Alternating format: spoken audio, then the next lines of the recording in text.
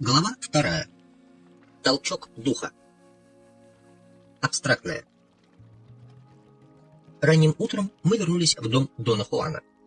Нам пришлось долго спускаться с горы, потому что я боялся оступиться в темноте, и Дон Хуан должен был то и дело останавливаться, чтобы восстановить сбитое от смеха надо мной дыхание. Я смертельно устал, но уснуть не мог. Перед полуднем начался дождь.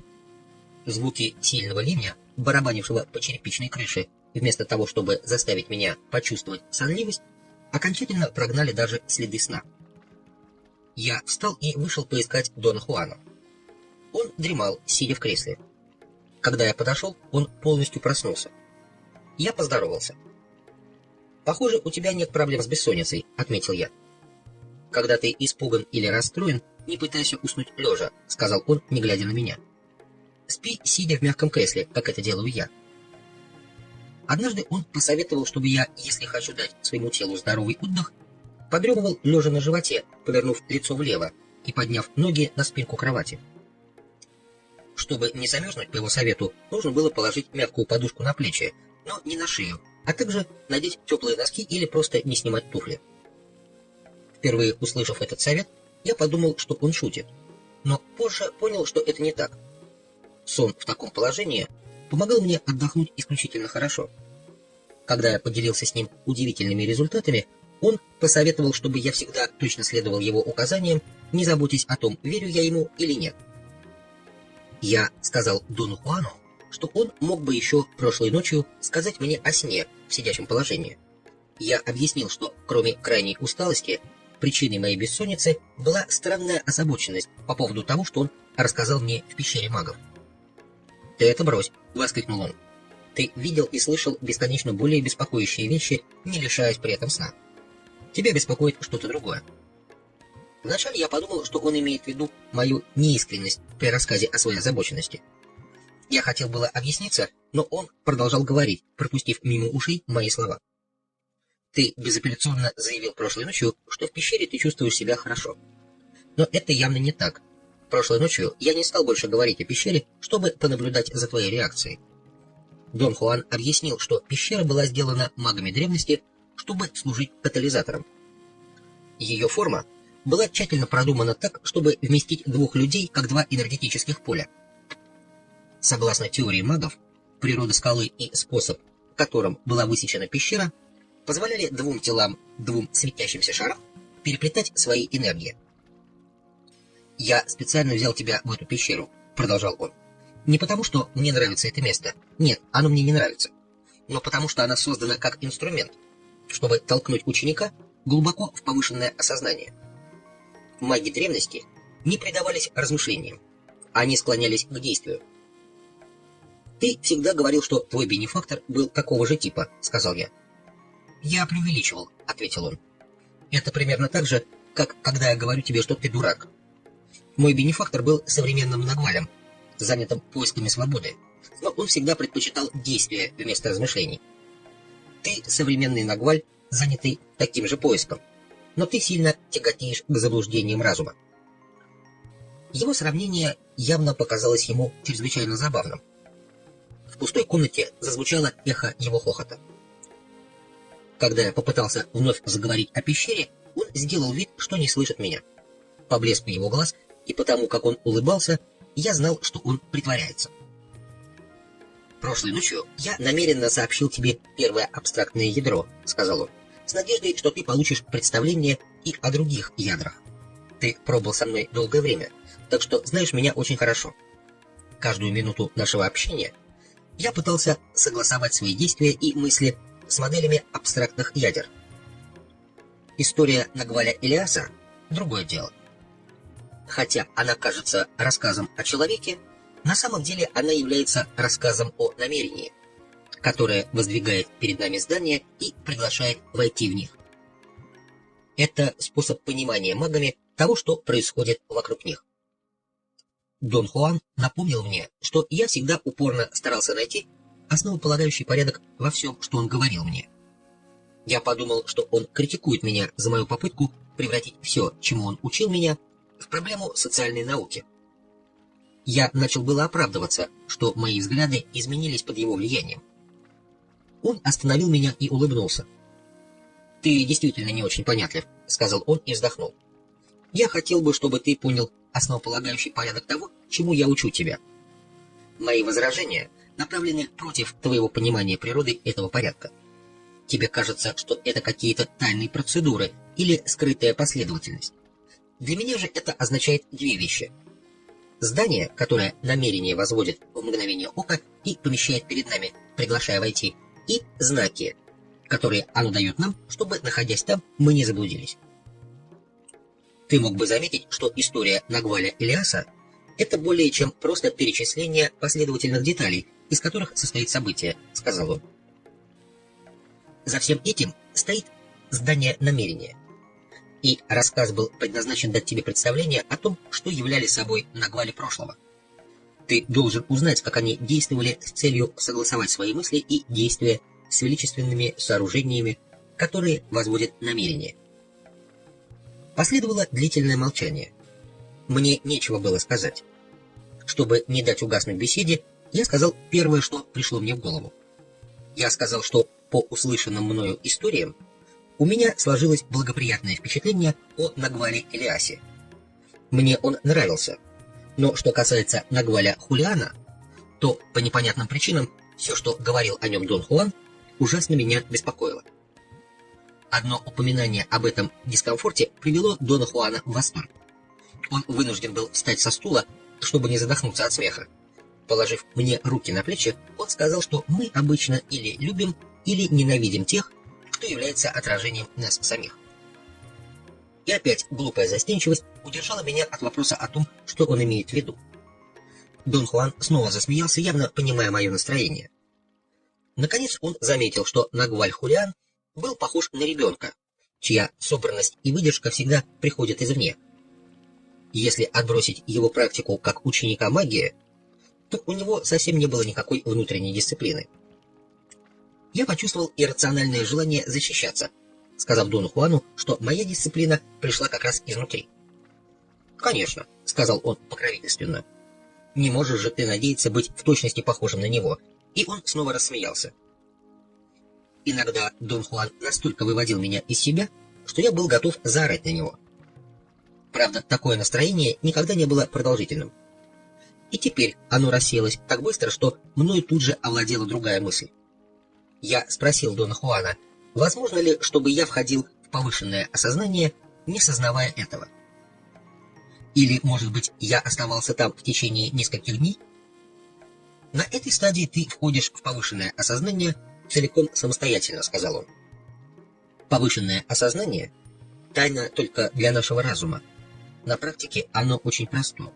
Мы сами усложняем это, как и многое другое, стараясь сделать понятной окружающую нас беспредельность.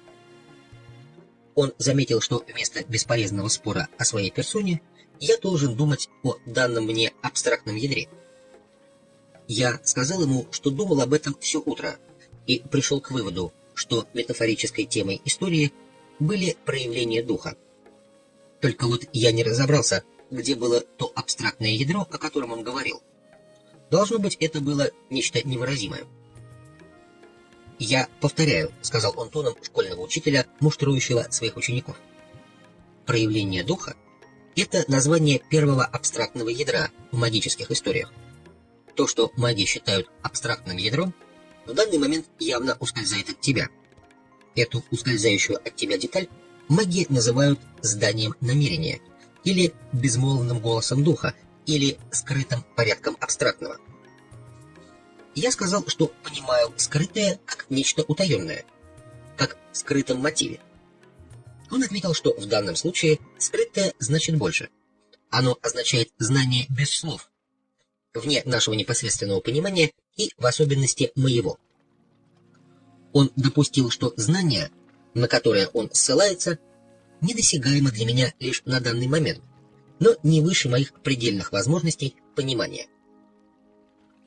«Если абстрактные ядра выше моего понимания, тогда какой смысл говорить о них?» — спросил я. Правило гласит, что абстрактные ядра и магические истории должны быть рассказаны тебе именно на этом этапе, — сказал он.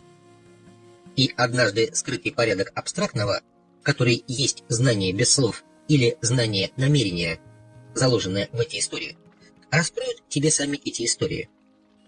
Я все еще не понимал. Скрытый порядок абстрактного — это не просто порядок, в котором были преподнесены тебе абстрактные ядра, объяснил он. И не то, что в них есть общего, и даже не соединяющая их ткань. Это есть непосредственное знание без вмешательства языка. Он молча рассматривал меня с головы до ног с явной целью видеть меня.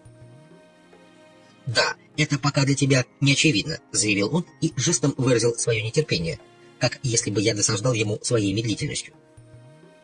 Я встревожился. Обычно Дон Хуан не был склонен к демонстрации психологического неудовольствия. «Это не имеет отношения к тебе или твоим действиям», — сказал он, когда я спросил о причине его неудовольствия и разочарования. «Это была мысль, которая пришла мне в голову, когда я видел тебя. В твоем светящемся существе есть такая черта, за которую дорого заплатили бы маги древности». «Скажи мне, что это?» — потребовал я. «Я напомню тебе об этом как-нибудь в другой раз», — сказал он. «Давай продолжим об элементе, который стимулирует нас, об абстрактном. Это элемент, без которого не может быть ни пути воина, ни даже самого воина в поиске знания». Он сказал, что испытываемые мною трудности не являются для него новостью. Через те же мучения в процессе понимания скрытого порядка абстрактного прошел и он сам. Если бы не помощь Нагваля Илиаса, он закончил бы тем же, что и его бенефактор, только действие и мало понимания. «Как выглядел Нагваль Илиас?» — спросил я, чтобы сменить тему. «Он совсем не был похож на своего ученика», — сказал Дон Хуан. «Он был индеец, очень темный и массивный, с резкими чертами, орлиным носом, маленькими черными глазами, густыми черными волосами, совершенно без седины. Он был ниже ростом, чем Нагваль Хулиан, с большими руками и ногами. Он был очень скромный и очень мудрый, но в нем не было огня. По сравнению с моим бенефактором, он казался тусклым, всегда весь в себе обдумывающий тот или иной вопрос. Нагваль Хулиан имел обыкновение шутить, что его учитель давал мудрость тоннами. За спиной он обычно называл его Нагваль Таннаш. «Я не видел смысла в его шутках», — продолжал Дон Хуан. «Для меня Нагваль Илиас был подобен дуновению свежего ветра. Он обычно объяснял мне все с невероятным терпением. Очень похоже на то, как я объясняю тебе, но, возможно, чуть больше чего-то еще. Я бы назвал это не состраданием, но скорее сочувствием. Воины не способны чувствовать сострадание, потому что они не испытывают жалости к самим себе. Без движущей силы самосожаления сострадание бессмысленно. Не хочешь ли ты сказать, Дон Хуан, что воин всегда сам по себе?» В известном смысле да. Для воина все начинается и заканчивается собой. Однако контакт с абстрактным приводит его к преодолению чувства собственной важности. Затем его «я» становится абстрактным и неличным. Нагваль Илиас считал, что нашей жизни и личности весьма похожи, продолжал Дон Хуан. Из-за этого он чувствовал себя обязанным помогать мне. Я не замечаю такого сходства с тобой, поэтому, думаю, я отношусь к тебе во многом так же, как относился ко мне Нагваль Хулиан. Дон Хуан сказал, что Нагваль Илиас взял его под свое крыло с того самого дня, как он появился в доме своего бенефактора. Нагваль Илиас стал объяснять ему все, что происходило во время его ученичества, даже если Дон Хуан не мог понять его объяснений. Его стремление помогать Дону Хуану было таким сильным, что он практически сделал его своим пленником. Таким образом, он защищал его от резких и яростных атак Нагваля Хулиана. «Вначале я имел обыкновение оставаться в доме Нагваля Илиаса все время», — продолжал Дон Хуан, — «и мне это нравилось. В доме своего бенефактора я постоянно был настороже, был бдительным, боясь того, что он может выкинуть со мной в следующий момент. Но в доме Нагваля Илиаса я чувствовал себя уверенно и легко. Мой бенефактор оказывал на меня безжалостное давление, и я не мог понять, почему он так сильно меня угнетает. Я думал, что этот человек просто сумасшедший. Дон Хуан сказал, что Нагваль Илиас был индейцем из штата Оахака, и что его учитель, Нагваль по имени Розендо, был родом из тех же мест. Дон Хуан описал Нагваля Ильяса как очень консервативного человека, оберегающего свое одиночество. И тем не менее, он был знаменитым целителем и магом не только в Оахаке, но и во всей Южной Мексике. Несмотря на свою известность, он жил в полной изоляции на противоположном конце страны, в Северной Мексике. Дон Хуан замолчал. Подняв брови, он вопрошающе уставился на меня. Но все, что я хотел от него, это чтобы он продолжал свой рассказ. «Каждый раз, когда я хочу, чтобы ты задал вопрос, ты его не задаешь», — сказал он. «Надеюсь, ты слышал мои слова?» Нагваль Ильяс был знаменитым магом, который ежедневно имел дело с людьми в Южной Мексике и в то же время жил отшельником на севере страны. Разве это не возбудило твое любопытство? Я почувствовал себя ужасно глупо, так как во время его рассказа у меня мелькнула мысль, что этому человеку, должно быть, было очень нелегко совершать регулярные поездки туда и обратно. Дон Хуан смеялся надо мной, но поскольку он обратил мое внимание на этот вопрос, я спросил, как мог Нагваль Ильяс быть в двух местах одновременно. «Сновидение. Вот реактивный самолет мага», — сказал он. Нагваль Ильяс был сновидящим, а мой бенефактор был сталкером. Он мог создавать и посылать то, что маги называют телом сновидения или другим, и находиться одновременно в двух разных местах. С помощью своего тела сновидения он мог выполнить свои обязанности мага, в то время как его настоящее «я» оставалось в уединении. Я заметил, что со мной происходит что-то странное. Я с легкостью принимал то, что Нагваль Ильяс мог посылать свой осязаемый трехмерный образ, но хоть убей не понимал объяснений насчет абстрактных ядер. Дон Хуан ответил, что я мог понять идею о двойной жизни Нагваля Ильяса, поскольку дух как раз производит последние корректировки в моей способности к осознанию. Я тут же начал бурно протестовать по поводу таинственности его заявления. «Ну, что же тут таинственного?» — воскликнул он. «Это сообщение о факте. Ты мог бы сказать, что этот факт является недоступным в данный момент, но момент изменится». Не дав мне возможности ответить, он снова начал говорить о Нагвале Ильясе. Он сказал, что у Нагваля Ильяса был пытливый ум и очень умелые руки. Во время своих путешествий в качестве сновидящего он видел множество предметов, которые потом копировал в дереве и железе. Дон Хуан уверял меня, что некоторые изделия отличались завораживающей изысканной красотой. «А что служило ему оригиналами?» — спросил я. «Не существует способа узнать это», — сказал Дон Хуан. «Ты должен принять во внимание, что поскольку Нагваль Ильяс был индийцем, он пускался в своих сновидениях в странствие тем же способом, что и дикий зверь, рыскающий в поисках пищи. Зверь никогда не обнаружит своего присутствия, если кто-то есть поблизости. Он нападает лишь в случае, когда ему никто не мешает.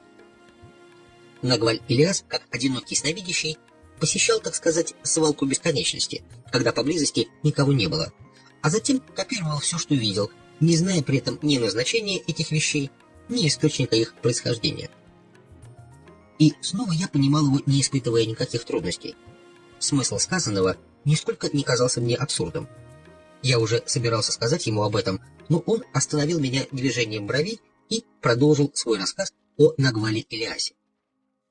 «Посещать его было для меня огромным удовольствием», — сказал он, но в то же время источником странного чувства вины. Обычно я смертельно скучал у него, не потому что Нагваль Ильяс был занудой. Просто Нагваль Хулиан не имел себе равных и портил кого угодно на всю жизнь. «Но мне казалось, что ты чувствовал себя в доме Нагваля Ильяса уверенно и легко», — сказал я. «Да, это так. Но это и было источником моей вины и моих воображаемых проблем. Как и ты, я любил мучить самого себя. Думаю, вначале я нашел покой в обществе Нагваля Ильяса, но позже, когда я лучше понял Нагваля Хулиана, пошел его путем. Он рассказал мне, что перед домом Нагваля Ильяса была открытая веранда, где у него размещались кузница и столярная мастерская. Этот дом из необожженного кирпича под черепичной крышей представлял собой огромную комнату с земляным полом, где он жил с 5 женщинами видящими, которые, по сути, были его женами.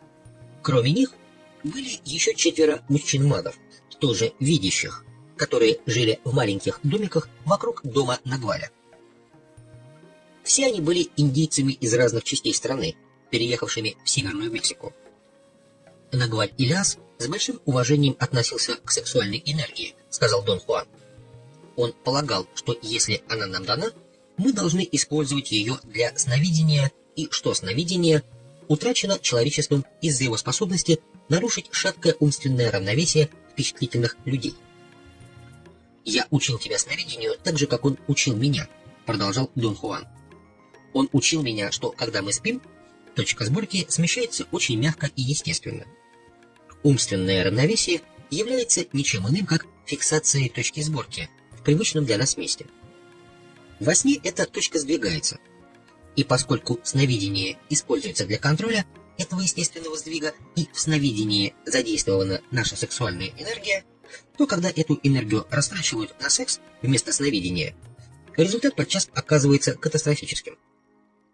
В этом случае точка сборки у сновидящих сдвигается в неправильное положение, и они лишаются рассудка. «Что ты хочешь сказать этим, Дон Хуан?» — спросил я, чувствуя, что сновидение не является основной темой нашего разговора. «Ты сновидящий», — сказал он. «Если ты не будешь осторожен со своей сексуальной энергией, то можешь подвергнуть себя опасности неправильных сдвигов точки сборки. Минуту назад ты был озадачен своими реакциями.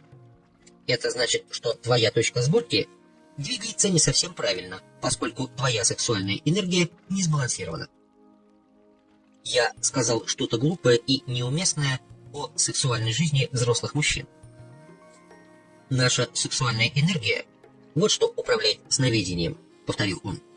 Нагваль Илиас учил меня, а я учил тебя, что ты используешь свою сексуальную энергию или для занятий любовью, или для сновидения. Третьего не дано. Причина, по которой я заговорил об этом, заключается в том, что твои трудности в понимании нашей последней темы, абстрактного, связаны с серьезными проблемами со сдвигом точки сборки. Так же было и со мной, продолжал он. Только когда моя сексуальная энергия освободилась от пут мира, все стало на свои места. Для сновидящих это является правилом. У сталкеров все наоборот. Мой бенефактор был, как ты бы выразился, распущенным в сексуальном отношении. И как обычный человек, и как Нагваль. Дон Хуан был близок к тому, чтобы открыть мне деяния своего бенефактора, но потом, очевидно, передумал. Он тряхнул головой и сказал, что я слишком негибок для таких откровений. Я не настаивал. Он сказал, что у Нагваля Илиаса был такой уровень внутреннего покоя, какой сновидящие приобретают, лишь пройдя через невообразимые битвы с самими собой. И эту собранность он использовал для того, чтобы полностью погрузиться в задачу отвечать на вопросы Дона Хуана. Нагваль Илиас объяснял, что для меня препятствием в понимании духа было то же самое, что и для него, продолжал Дон Хуан. Он полагал, что существует два разных вопроса. Первый — потребность в непрямом понимании того, что такое дух. Второй — непосредственное понимание духа. Когда поймешь, что такое дух, второй вопрос разрешится сам собой, и наоборот. Если дух будет говорить с тобой при помощи безмолвной речи, ты немедленно и в точности узнаешь, что такое дух.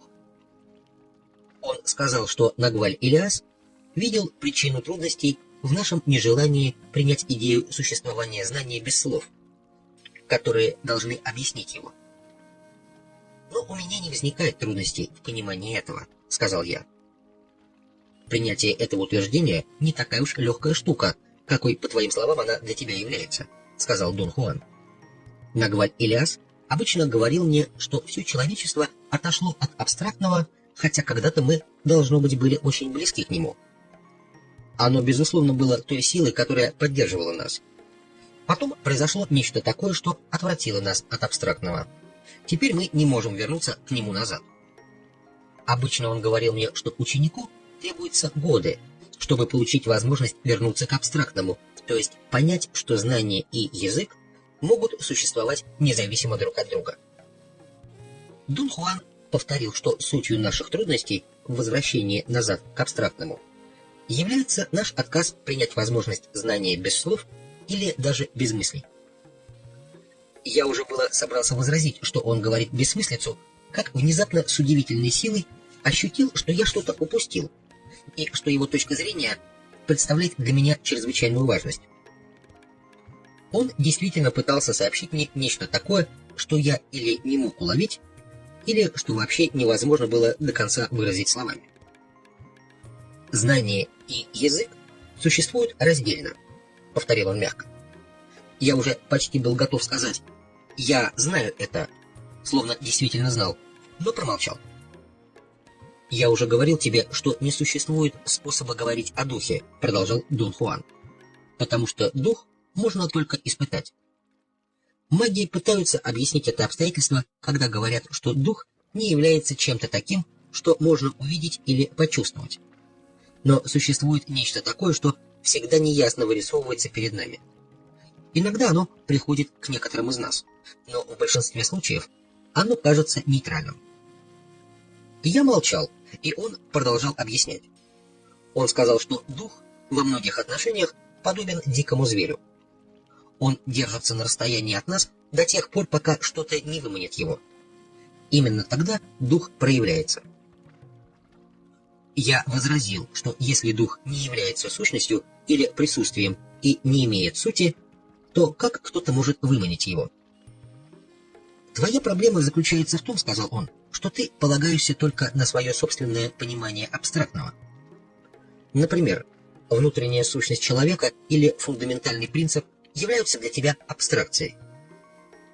Или, возможно, нечто менее смутное. Характер, воля, мужество, достоинство, честность. Конечно, дух можно описать с помощью любого из этих понятий. Но вот что и есть самое непонятное. Дух есть одновременно и все перечисленное, и ничто из них.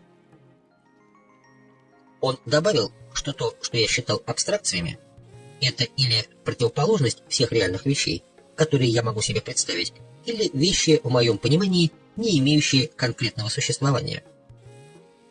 Тогда для мага абстрактное есть нечто, не имеющее параллели в условиях существования человека, сказал он. «Но это одно и то же», — закричал я. «Неужели ты не видишь, что мы говорим об одних и тех же вещах?» «Нет», — настаивал он. «Для мага дух есть абстрактное просто потому, что он знает его без слов или даже мыслей. Он есть абстрактное, потому что маг не может себе даже представить, что такое дух. И тем не менее, не имея ни малейшего шанса или желания понять дух, маг оперирует им. Он узнает его, подзывает его, знакомится с ним и выражает его своими действиями». Я безнадежно качнул головой, не в силах понять, в чем тут разница. «Причиной твоего непонимания является то, что я употребил термин «абстрактное», чтобы описать дух», — сказал он. «Для тебя абстрактное всего лишь слово, описывающее состояние интуиции. Примером является слово «дух», которое не описывает разум или прагматический опыт, и которое, конечно, служит тебе только для того, чтобы просто разбудить фантазию». Я разозлился на Дона Хуана. Я назвал его упрямым, и он начал смеяться надо мной. Он посоветовал мне подумать над утверждениями о том, что знать можно независимо от языка, не беспокоясь о понимании, и тогда, возможно, что-то прояснится.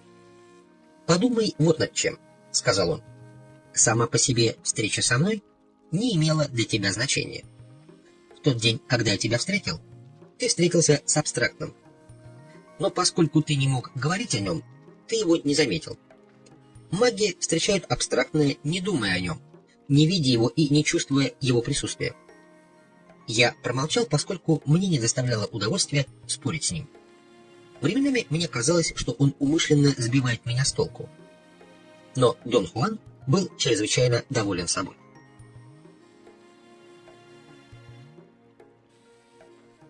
Последнее обольщение Нагваля Хулиана. В патио дома Дона Хуана было так же прохладно и тихо, как под сводами монастыря. Там росло несколько больших фруктовых деревьев, посаженных очень близко друг от друга. Видимо, за тем, чтобы регулировать температуру и поглощать шум. Когда я впервые вошел в его дом, то, помнится, попытался критиковать нелогичность расположения деревьев. «Будь моя воля, — сказал я тогда, — я отвел бы больше места для каждого из них». Но Дон Хуан ответил, что эти деревья являются не его собственностью, но свободными и независимыми деревьями-воинами, которые присоединились к его партии воинов, и что мои замечания, верные относительно обычных деревьев, в данном случае неуместны. Его ответ показался мне метафорическим. Тогда я еще не знал, что все, о чем говорит Дон Хуан, имеет буквальный смысл. Сейчас мы с Доном Хуаном сидели в плетеных креслах и смотрели на фруктовые деревья. Они были увешаны плодами. Я заметил, что это не только красивое зрелище, но еще и очень интригующее, поскольку для фруктов был не сезон. «Я могу рассказать тебе об этом интересную историю», — ответил он. «Как ты знаешь, эти деревья являются членами моего отряда. Сейчас они плодоносят, потому что здесь под ними все воины моего отряда говорили и выражали свои чувства по поводу определенного путешествия, которое нам вскоре предстоит. И деревья знают, что когда мы отправимся в свое грядущее путешествие, они будут нас сопровождать». Я с недоумением посмотрел на него. «Я не могу оставить их», — объяснил он. «Они тоже воины. Они бросили свой жребий и выбрали отряд Нагваля. И они знают, как я к ним отношусь. У деревьев точка сборки расположена очень низко, на их огромном светящемся шаре, и это позволяет им узнавать о чувствах, испытываемых нами при обсуждении грядущего путешествия». Я продолжал молчать, так как боялся и не хотел подробно останавливаться на этом вопросе. Дон Хуан заговорил и рассеял мое настроение. «Второе абстрактное ядро в историях магов называется толчок духа», — сказал он. «Первое ядро — проявление духа, есть здание, которое намерение возводит перед магом, а затем приглашает его туда войти. Это здание намерения маг видит. Толчок духа является таким же зданием, которое видит начинающий, которого приглашают или скорее принуждают войти. Это второе абстрактное ядро может быть отдельной историей. В ней говорится, что после того, как дух проявился человеку, о котором мы с тобой говорили, и не получил никакого ответа, он подстроил ему ловушку. Это была окончательная уловка, и не потому, что человек этот был особенный, а потому, что непостижимая цепь событий духа сделала его пригодным в тот момент, когда дух толкнул дверь. Ясно, что все открываемое духом этому человеку не имело для него смысла. Действительно, все это шло вразрез с тем, что человек знал и чем он был. И человек, конечно же, самым недвусмысленным образом отказался иметь какое бы то ни было дело с духом.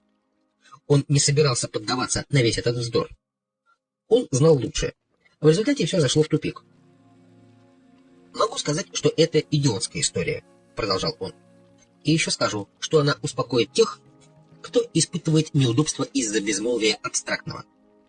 Он бросил на меня пристальный взгляд и улыбнулся. «Ты любишь слова», — сказал он обвиняюще. «Сама идея безмолвного знания пугает тебя. Но истории, независимо от того, насколько они глупы, нравятся тебе и вселяют чувство безопасности». Затем он напомнил мне, что только что я прослушал подробный рассказ о том, как дух в первый раз постучал в его дверь. Вначале я даже не сообразил, о чем он говорит. «Это не просто мой бенефактор нашел меня, умирающего от пулевого ранения», — объяснил он. «Дух также нашел меня и постучался в тот день в мою дверь. Мой бенефактор понял, что его задачей было служить проводником для духа. Без вмешательства духа встреча с моим бенефактором не значила бы ничего. Он сказал, что Нагваль становится проводником только после того, как дух проявит свою склонность быть использованным посредством какого угодно способа, от едва уловимого намека до прямого приказа. Таким образом, Нагваль не может выбирать себе учеников по собственному желанию или расчету. Но если однажды склонность духа открывается посредством знаков, Нагваль без особых усилий способен удовлетворить его. После целой жизни практики, продолжал он, маги, а в особенности Нагвали, знают, получили ли они от духа приглашение войти в здание, открывающееся перед ними. Они уже научились подчинять намерению свои связующие звенья. Поэтому они всегда предупреждены, всегда знают, что припас для них дух. Дон Хуан сказал, что прогресс на пути магов обычно является стремительным процессом, цель которого — привести в порядок это связующее звено.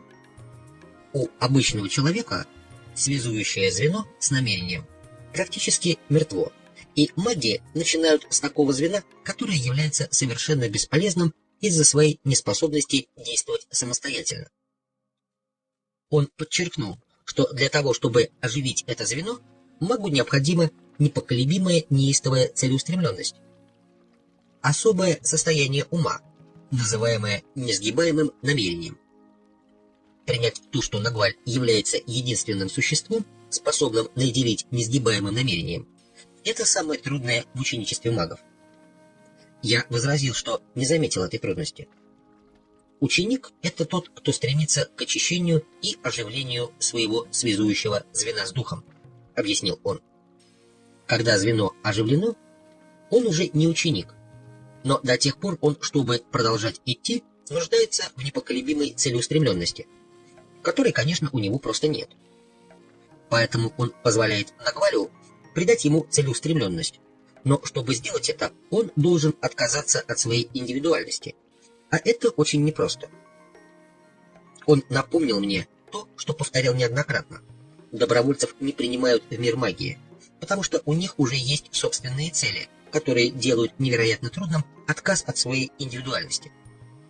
Если мир магии требует представлений и действий, идущих вразрез с целью добровольца, то он просто отказывается изменяться. Оживление связующего звена ученика является самой ответственной и самой интригующей деятельностью учителя, продолжал Дон Хуан, и немалой морокой для него. Конечно, в зависимости от личности ученика, предначертания духа или невероятно просты, или представляют собой сложнейший лабиринт. Дон Хуан заверил меня, что даже если я сам думаю иначе, мое ученичество на самом деле не было для него таким обременительным, каким для его бенефактора было его собственное. Он заметил, что у меня недостаточно самодисциплины, но это еще хорошо, потому что сам он в свое время не имел вообще никакой, а его бенефактор и того меньше. Проявления духа бывают очень разными, продолжал он. В некоторых случаях они едва заметны. В моем же они были приказами. Меня подстрелили. У меня была пробита грудь, и я истекал кровью. Моему бенефактору необходимо было действовать быстро и уверенно, так же, как в свое время его бенефактору. Маги знают, что чем труднее был приказ, тем труднее впоследствии оказывается ученик. Дон Хуан объяснил, что одним из наиболее замечательных следствий его связи с двумя Нагвалями было то, что он мог слышать одни и те же истории с двух противоположных точек зрения. Например, история о Нагвале Илиасе и проявлениях духа с позиции ученика была рассказом о тяжелом толчке духа в дверь его бенефактора. «Все, что связано с моим бенефактором, было очень трудным», — сказал он и засмеялся. Когда ему было 24 года, дух не то чтобы постучался к нему в дверь, он чуть ли не вышиб ее. Он сказал, что история фактически началась намного лет раньше, когда его бенефактор еще был привлекательным юношей из хорошей семьи в Мехико. Он был богатой, образованной, обворожительной и харизматически сильной личностью.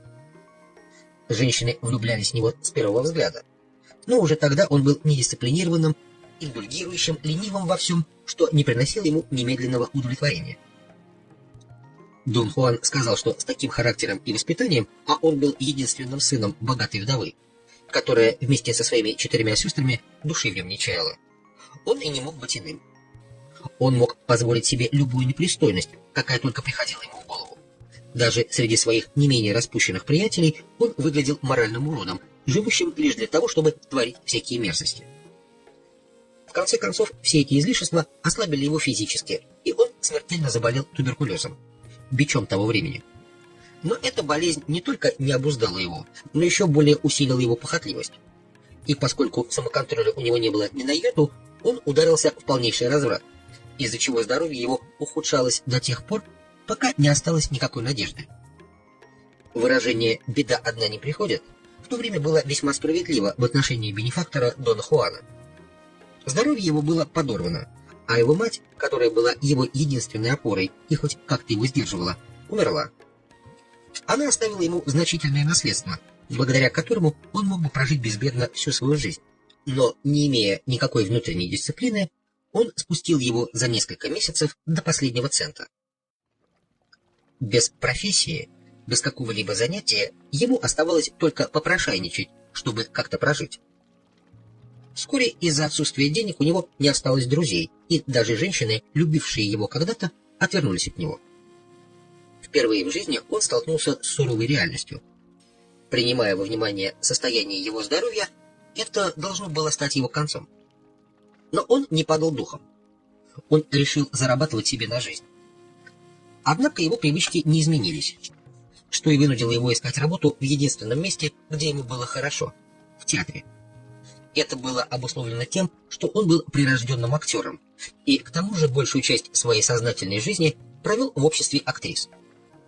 Он присоединился к театральной труппе в провинции, подальше от привычного круга своих друзей и знакомых, и стал очень неплохим актером, чахоточным героем религиозных и поучительных пьес. Дон Хуан отметил странную иронию, всегда сопутствовавшую судьбе его бенефактора. В жизни он был последним негодяем, умирающим в результате своих беспутных похождений, а на сцене играл роли святых и мистиков. Он даже играл Иисуса в пасхальной пьесе о страстях Господних. Его здоровья хватило лишь на одно театральное турне по Северным Штатам, а потом в городе Дуранго произошли два события. Его жизнь подошла к концу, и в его дверь постучался дух. И смерть, и толчок духа случились в один и тот же момент, в кустарнике средь бела дня. Смерть настигла его во время соблазнения молодой женщины. Он уже давно был чрезвычайно слаб, а в тот день силы его истощились полностью. Жизнерадостная, сильная и увлеченная до безумия молодая женщина, пообещав любовные утехи, увлекла его в укромное место в миле от города. Там она сильно избила его. В конце концов, женщина покорилась, но он был совершенно изможден и кашлял так сильно, что едва мог дышать. Во время своего последнего взрыва страсти он почувствовал острейшую боль в плече. Его грудь словно рвали на части, и из-за приступа кашля он начал задыхаться. Однако страсть к наслаждениям и гордость заставляли его продолжать, пока смерть не пришла к нему в виде кровотечения. Вот тогда-то дух и вступил в свои права в лице пришедшего к нему на помощь индейца. Актер еще раньше заметил, что этот индеец повсюду следует за ними, но, поглощенный процедурой обольщения, не придавал этому значения. Он видел девушку как во сне. Она не пришла в ужас и сохраняла самообладание. Спокойно и тщательно одевшись, она исчезла с быстротой кролика, преследуемого охотничьими псами. А еще он видел индейца, бросившегося к нему и попытавшегося его усадить. Он слышал, как тот бормотал что-то идиотское, призывая дух, и произносил непонятные слова на непонятном языке. Затем индеец начал действовать очень быстро. Став позади него, он силой ударил его по спине. Умирающий вполне резонно заключил, что индеец пытался или удалить сгусток крови, или убить его. По мере того, как индеец повторял и повторял свои удары по его спине, умирающий все больше убеждался, что индеец был или любовником, или мужем женщины, и хотел его убить. Но, заметив невероятно сияющие глаза этого индейца, он понял, что ошибся. Он понял, что индеец попросту сумасшедший и не имеет никакого отношения к женщине. Из последних сил, напрягая свой ум, он сосредоточил внимание на бормотании этого человека. Тот говорил, что сила человека безгранична, что смерть существует лишь потому, что мы намерены умереть с момента нашего рождения, и что намеревание смерти можно остановить путем изменения позиции точки сборки. Услышав все это, он понял, что индеец действительно сумасшедший. Ситуация была настолько театральной, умереть от руки безумного индейца, бормочущего что-то несусветное, что он решил оставаться актером в плохой пьесе до конца и пообещал себе умереть не от кровотечения и не от ударов, а от смеха. И он смеялся до тех пор, пока не умер. Дон Хуан заметил, что его бенефактор, конечно, не мог принять индейца всерьез. Никто не принял бы всерьез такую личность, а тем более будущий ученик, от которого и не ожидается, что он добровольно примет задачу магии. Затем Дон Хуан сказал, что он дал мне различные версии того, из чего состоит задача магии. Он сказал, что будет не слишком самонадеянным с его стороны раскрыть, что с точки зрения духа задача состоит в очищении нашего с ним связующего звена. Таким образом, представшее пред нами здание намерения является чистилищем, внутри которого мы обнаруживаем не столько процедуры очистки связующего звена, сколько безмолвное знание, которое делает возможным очистительный процесс.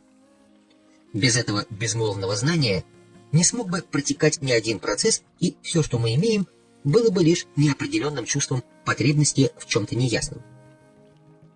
Он объяснил, что вызываемые магами в результате безмолвного знания события так просты и в то же время так абстрактны, что маги уже давно решили говорить о них, употребляя только символические термины. Примерами этого являются проявление и толчок духа. Затем Дон Хуан в качестве примера сообщил, что описание того, что происходит во время встречи Нагваля и будущего ученика с точки зрения магии, было бы совершенно непонятным. Бессмысленно объяснять, что Нагваль, используя опыт всей своей жизни, фокусирует нечто такое, чего мы не можем представить, свое второе внимание, повышенное осознание, развитое в результате магической практики на своей невидимой связи с чем-то неопределимо абстрактным. Он заметил, что каждый из нас отделен от безмолвного знания естественными, специфическими для каждой личности барьерами, и что моим самым непреодолимым барьером является склонность маскировать свое самодовольство под маской независимости. Я вызывающе потребовал, чтобы он привел конкретный пример, и напомнил, как однажды он предупреждал меня, что одной из хитростей ведения спора является общая критика, не подкрепленная конкретными примерами. Дон Хуан взглянул на меня с лучезарной улыбкой. «В прошлом я частенько давал тебе растение силы», — сказал он. «Сначала ты впадал в крайность, убеждая себя в том, что все увиденное тобой просто галлюцинация. Потом ты начал считать все это специальными обучающими галлюцинациями. Помнишь, я высмеял тебя, когда ты упорно называл это поучительным галлюцинативным опытом? Он сказал, что моя потребность в утверждении своей иллюзорной независимости поставила меня в положение, из которого я не мог воспринять его объяснение происходящего. А ведь эти объяснения касались именно того, что я и так уже знал без слов. Я знал, что он использовал растения силы, хотя их возможности и весьма ограничены, для того, чтобы заставить меня войти в частичные или временные состояния повышенного осознания посредством сдвига моей точки сборки с ее обычного положения.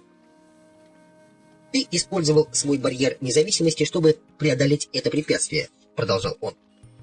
«Тот же самый барьер продолжает работать и по сей день, поэтому ты все еще сохраняешь чувство неопределенного страдания, хотя и не столь выраженное. Сейчас вопрос вот в чем. Как тебе удается строить свои заключения таким образом, чтобы даже твой нынешний опыт смог уложиться в твою схему самодовольства?» Я признался, что единственным способом поддержки моей независимости был полный отказ думать об этом опыте. Дон Хуан так хохотал, что чуть не свалился со своего плетеного стула. Он встал и принялся расхаживать, чтобы восстановить дыхание. Затем он успокоился и снова сел, откинувшись на спинку и скрестив ноги. Он сказал, что мы, как обычные люди, не знаем и никогда не узнаем, что есть нечто чрезвычайно реальное и функциональное, наше связующее звено с намерением, которое вызывает у нас наследственную озабоченность своей судьбой. Он утверждал, что на протяжении всей нашей активной жизни у нас никогда не появляется шанс пойти дальше простой озабоченности, потому что с незапамятных времен нас усыпляет колыбельная песня повседневных маленьких дел и забот. И лишь когда наша жизнь почти уже на исходе, наша наследственная озабоченность судьбой начинает принимать иной характер. Она пытается дать нам возможность видеть сквозь туман повседневных дел. К сожалению, такое пробуждение всегда приходит одновременно с потерей энергии, вызванной старением, когда у нас уже не остается сил, чтобы превратить свою озабоченность в практическое и позитивное открытие. В итоге остается лишь неопределенная щемящая боль, то ли стремление к чему-то неописуемому, или просто гнев, вызванный утратой. «Я по многим причинам люблю стихи», — сказал он. «Одна из них в том, что они улавливают настроение воина и объясняют то, что вряд ли можно было бы объяснить иначе». Он допускал, что поэты остро осознают наше связующее звено с духом, но делают это интуитивно, тогда как маги выбирают этот путь намеренно и прагматично.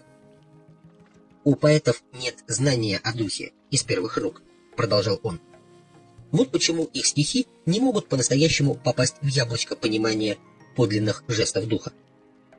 Правда, иногда они попадают очень близко к цели». Он взял одну из привезенных мною книг, лежавших рядом на стуле, сборник стихов Хуана Рамона Хименеса. Открыв заложенную страницу, он вручил мне книгу и подал знак читать. «Я ли это хожу по комнате сегодня ночью, или это бродяга, забравшийся в мой сад во тьме? Было ли окно открыто? Удастся ли мне уснуть?» Исчезла нежная зелень сада, небо было чистым и голубым, а теперь облака, и поднялся ветер, и сад угрюмый и темный. Я думал, что волосы мои черны, и белеет моя одежда. Но бела моя голова, и в черное я одет. Разве это моя походка? Этот голос, что звучит во мне, разве так он звучал? Я ли это или это тот бродяга, забравшийся на исходе ночи в мой сад? Я смотрю вокруг, вот облака, и поднялся ветер, и сад угрюмый и темный. Встаю и иду. Может, я уже сплю? На висках седина, и все то же, и совершенно другое. Я вновь перечитал стихотворение и уловил переданное поэтом чувство бессилия и замешательства. Я спросил Дона Хуана, почувствовал ли он то же самое. «Я думаю, поэт ощущает груз старости и тревогу, вызванную этим ощущением», — сказал Дон Хуан. «Но это лишь одна сторона медали. Меня гораздо больше интересует другая ее сторона, заключающаяся в том, что поэт, не сдвигая точку сборки, интуитивно знает, что на карту поставлено нечто необыкновенное. Интуитивно он знает с большой уверенностью, что есть какой-то внушающий благоговение своей простотой невыразимый фактор, и что именно он определяет нашу судьбу.